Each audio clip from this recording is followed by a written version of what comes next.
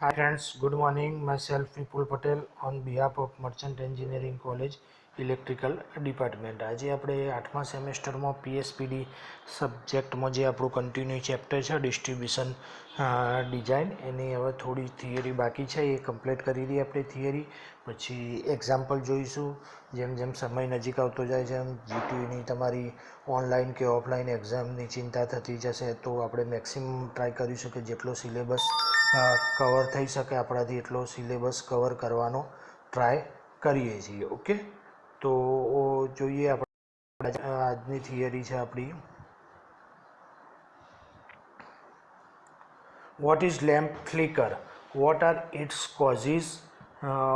What types of load are responsible for it?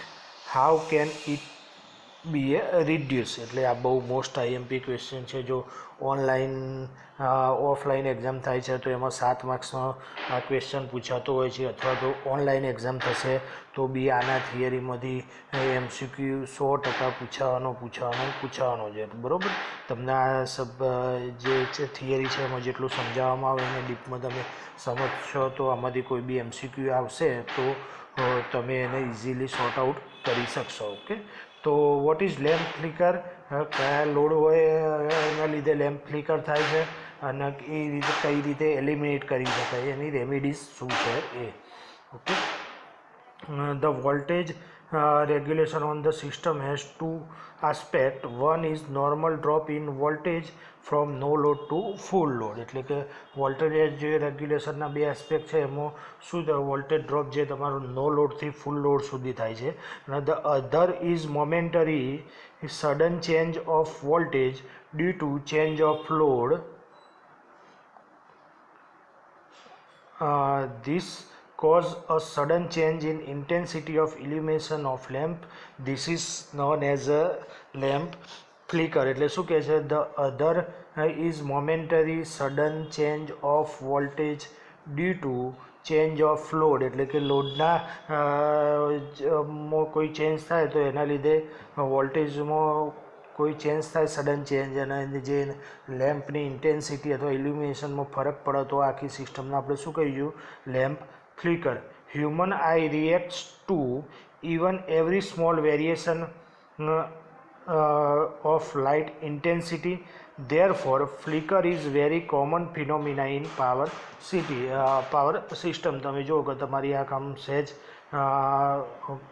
પેલું એ પલ્કના ઝટકારામાં આંખોમાં ફરક પડે તો બી થઈ જતી હોય છે. બરાબર, તો એ આપણી સેન્સિટિવિટી છે આંખની, એ આપણી લેમ્પમાં જે એની ઇલ્યુમિનેશનમાં ચેન્જ થાય તો તરત શું કરશે?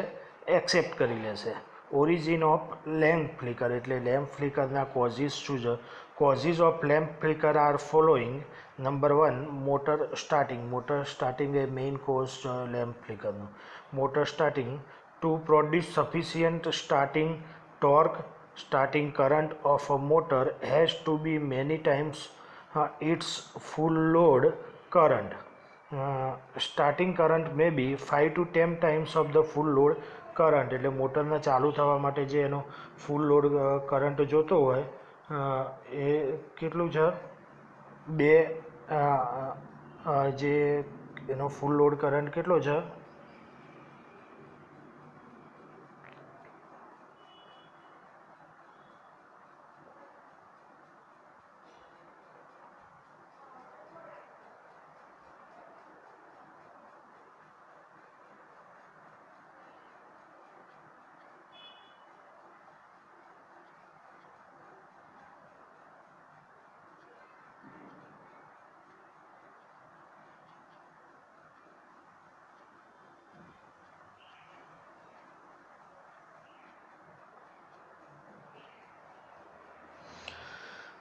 જે સ્ટાર્ટિંગ કરંટ છે એટલે નોર્મલ કરંટ કરતાં 5 to 10 time full load current છે. The high starting current cause a large voltage drop in system resulting in a momentary voltage drip. Okay, તો જે મોમેન્ટરી વોલ્ટેજ ડ્રીપ છે એના લીધે હાઈ સ્ટાર્ટિંગ કરંટ થાય. તો એક આ મોટર સ્ટાર્ટિંગ બી શું છે? એનું એક મેઇન કોઝ, મેઇન કારણ છે એનું લેમ્પ ફ્લિકર નો. ઓકે, સેકન્ડ જોઈએ, motor driven reciprocating load. This load consists of air compressor, refrigerator and pump. The motor load varies cyclic with each power stroke and produce variation in line current. Okay, એટલે શું કહેશે કે slightly load હોય એના લીધે દરેક વખતે change આવે. કોમ્પ્રેસર હોય, રેફ્રિજરેટર હોય, બલ્બ જે હેવી લોડ હોય એમાં સાયક્લિક ચેન્જના લીધે લેમ્પ ફ્લિકરની પોસિબિલિટી થઈ શકે. This variation in voltage due to this cause are quite small but cyclic in nature. It cause the lamp flicker. તો આ જે છે એના લીધે લેમ્પ ફ્લિકર થઈ શકે. થર્ડ છે electric furnace. Electric furnace are 3 types of resistive, inductive અને આર્ક ફર્નેસ. એ આપણે આગળ ભણી ગયેલા છે કે ઇલેક્ટ્રિક ફર્નેસ રેઝિસ્ટિવ, ઇન્ડક્શન અને આર્ક ફર્નેસ હોય. The resistance furnace cause no more flicker than resistance load of same size. એટલે કે રેઝિસ્ટન્સ સેમ સાઇઝનો હોય તો નો મોર ફ્લિકર થાય. In induction and arc furnace during meeting down high current is drone.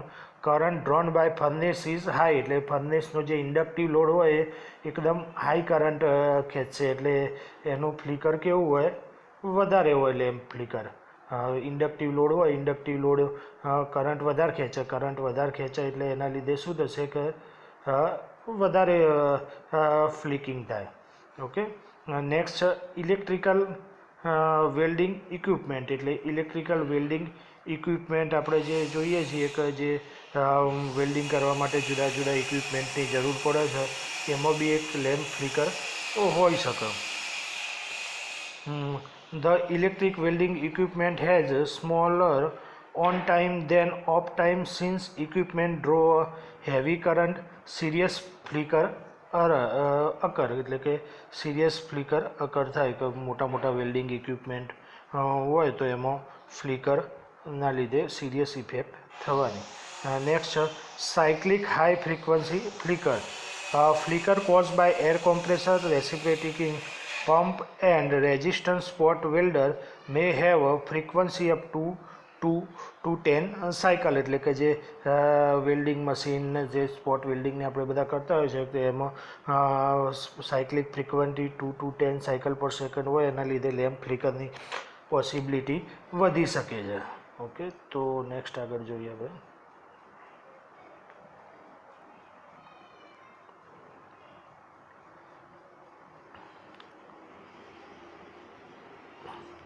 Such flicker designed as cyclic high frequency, cyclic low flicker.